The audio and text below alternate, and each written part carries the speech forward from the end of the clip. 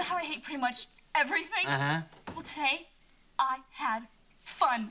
Me. Fun. And you are not going to believe this. Guess who's on board? Mark McGuire. You know that baseball Yeah, player? I know who Mark McGuire is. He's the one who helped me name my hermit crab. Yeah, what do you name him? Mark McGuire. Creative.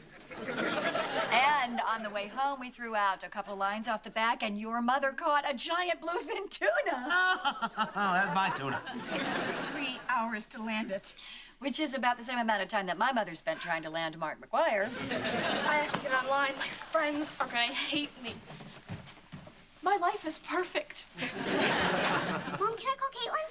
10 minutes only. Thank you. Oh.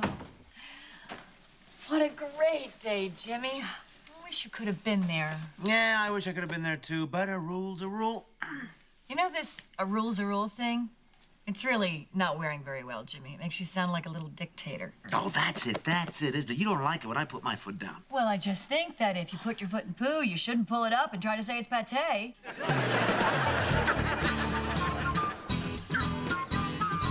Gene?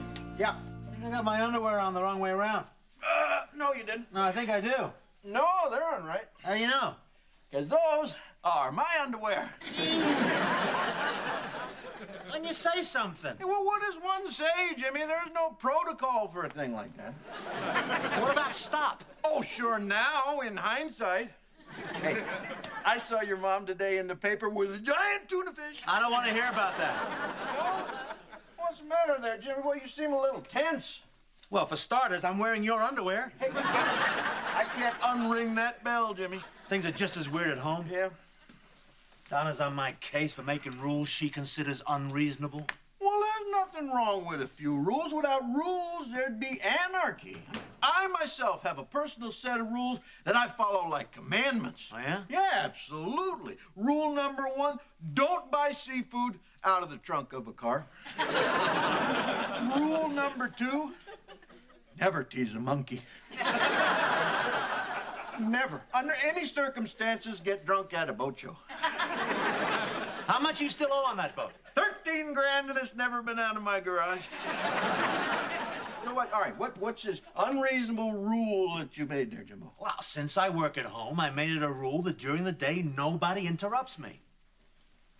You sure that's what you really want, Jimmy? Well, yeah. Think so. Why? Well, the fact that you get to work at home, I mean, that's one of the things that I always envied about you. I mean, you actually get to spend time with your family. I always considered you a very lucky man, Jim. Me, I never got to be there much for my kinfolk. I think of all the precious moments I missed with my beautiful son, Rene. Seeing him take his first few steps, watching him at his first Little League game, hearing him sing People at his theater club's all-male production of Funny Girl. You were there for Funny Lady?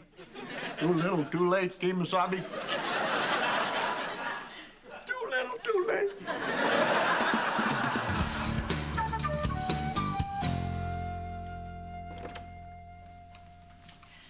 Just ignore me.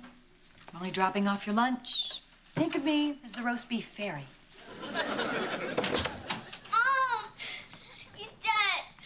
Sweetheart, who's dead? Mark McGuire. Wait a minute. Mark McGuire, the baseball player, or Mark McGuire, the crab? The important one, Dad. The crab. Well, he might not be dead. You know, hermit crabs, they're very shy. Maybe he just crawled back into his shell. He will be missed. Okay, honey, come on. We'll both bury him that side. We don't want to bother your father. I don't want to bury him. I never want another pet again. You love him and you feed him and you sing under the sea to them. They just die. I'll never love anything else ever again. Oh, sure you will, honey. We'll get you another hermit crab. I don't want another hermit crab. I want Mark McGuire. Wait a minute, honey. Come here, come here. Mark McGuire was special, wasn't he, baby? Yeah? He had to die. I don't know, sweetheart. But I do know this. When Mark McGuire was a tiny little crab, he had this tiny little shell, and then he outgrew that. So he needed a bigger shell, and then a bigger one, and a bigger one. So he was just going from one home to a better home. And that's what he's done now. Gone to a better home? That's what I think. You know what we're gonna do? Tomorrow we're gonna take his shell back to the ocean and throw it in so another crab can find it and his spirit will live on. Don't you have to work tomorrow? No. It's not that important. Thank you, Daddy. Love you too. Love you, Boy.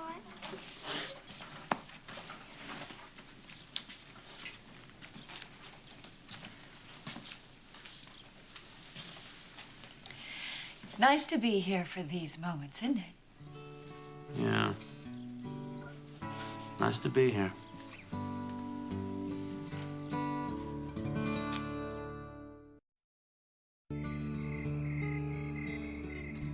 You see this here?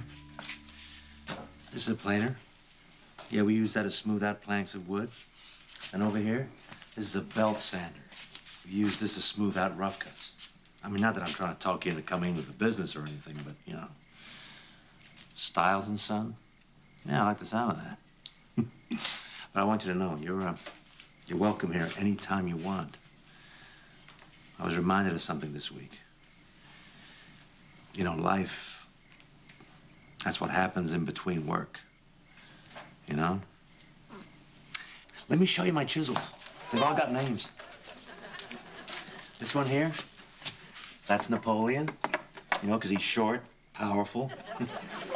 This one's Al Gore, kind of dull. Yeah, he makes me cry too. Come on.